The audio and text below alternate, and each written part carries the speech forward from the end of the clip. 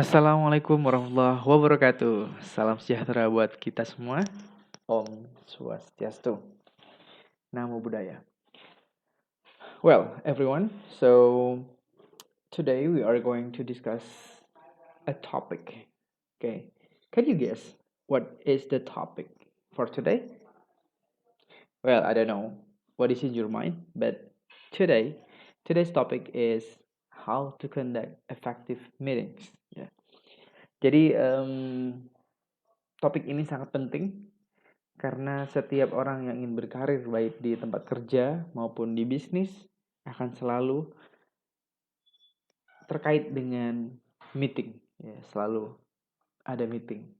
Because exactly when we have a problems or we want to discuss a topic, we will have a meeting.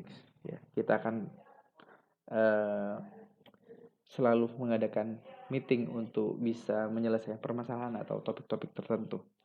Well, so how to make a good or how to conduct a very effective meeting? First is begin with the outlines or purposes of the meeting.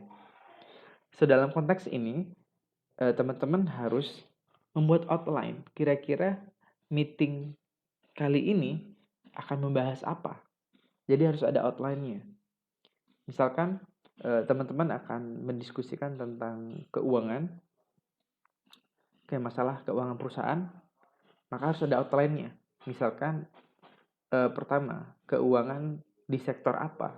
Keuangan di sektor marketing atau operasional atau keuangan tentang gaji karyawan. Nah, itu dibikin outline-nya. Topik misalkan kita berbicara tentang keuangan untuk budgeting for marketing. Misalkan jadi yang pertama yang akan dibahas adalah budget yang bulan sebelumnya misalkan, dan juga poin yang kedua adalah seberapa efektif marketing campaigns di bulan sebelumnya, dan poin keempat adalah apa yang akan direncanakan oleh tim marketing untuk bulan depan, dan berapa budget yang akan digunakan misalkan atau diperlukan, sehingga ada 4 poin misalkan yang akan dibahas. So atau at least kita harus jelas juga dengan purpose of the meeting, ya, tujuan dari rapatnya itu apa. Itu penting juga karena jangan sampai audiens yang hadir itu nggak tahu ini rapat apaan gitu. Nah, walaupun misalkan biasanya ada di undangan, maka it is important for you if you are conducting a meeting, kalian jadi pimpinan rapat, maka kalian harus menjelaskan di awal-awal. Today we are going to discuss about misalkan, okay, in this meeting we will focus on apa misalkan. Nah, misalkan saya tadi membahas tentang marketing budget, okay, atau budgeting for marketing, maka kalian harus bilang adalah today we are going to focus on discussing the budgeting for marketing. Okay.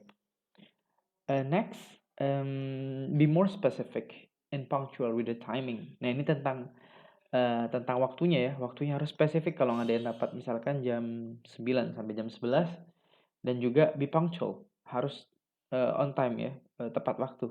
Harus tegas dengan waktunya. Maka kalau misalkan jam 9 sudah waktunya rapat, udah dimulai, tidak perlu menunggu yang datang. Bahkan in some offices ya, di beberapa kantor itu ketika memang jam 9 waktunya mulai dan jam 9 belum datang, udah kunci dari dalam. Karena itu untuk next meetingnya, kayak biar orang lebih respect dengan meeting yang diadakan gitu kan. Jadi kalau telat ya udah, kamu tidak menjadi bagian dan of course tidak tahu informasinya dan mungkin akan mendapatkan sanksi juga dari pimpinannya. Oke, next adalah allow the audience to share their ideas. Oke, kalau Anda memimpin sebuah rapat, maka harus mengizinkan audiensnya, atau peserta rapatnya atau meeting members untuk memberikan ide-idenya atau menyampaikan ide-idenya. Jangan sampai hanya didominasi oleh seseorang, atau hanya sekelompok orang, tetapi semua audiens harus diberikan kesempatan yang sama. Well, next adalah give them a Q&A session ya. Nah, setelah giving ideas dan sebagainya, maka beri mereka kesempatan untuk tanya jawab gitu. Tujuannya apa? Adalah tujuannya tentu untuk mencapai solusi atau pemahaman yang memang dimaksudkan dalam meeting ini. What are the essential points? Oke, kalau Anda pemimpin rapat, maka Anda perlu untuk mencatat hal-hal pentingnya. Oke. Ada notulen, yes. Sometimes memang ada notulen, tetapi sebagai pimpinan rapat harus tahu juga poin-poin intinya apa. Sehingga kalau menjadi conducting meeting ya, mengadakan rapat, kalian tahu apa yang hal-hal penting yang sudah disampaikan, misalkan ide-ide pentingnya yang harus ditekankan dan ide-ide yang bagus untuk dijadikan solusi dari permasalahan yang didiskusikan ya, atau topik yang didiskusikan. Oke, selanjutnya adalah fokus on the solution. Nah, ini penting sekali. Kenapa saya menyatakan hal ini? Karena banyak sekali yang ini miss di aspek rapat itu tidak on track. So why should I say that? Make sure the meeting is on track ya. Karena terkadang ada ide-ide yang keluar dari bahasan tadi. Misalkan tadi saya kasih contoh adalah bahas tentang marketing budget atau budgeting for marketing. Nah, ini bahas masalah budgeting untuk karyawan misalkan, merambah ke budgeting operasional, merambah ke budgeting yang tidak akan dibahas di luar marketing campaign misalkan. Nah, maka hal-hal kayak gitu sebagai ketua maka harus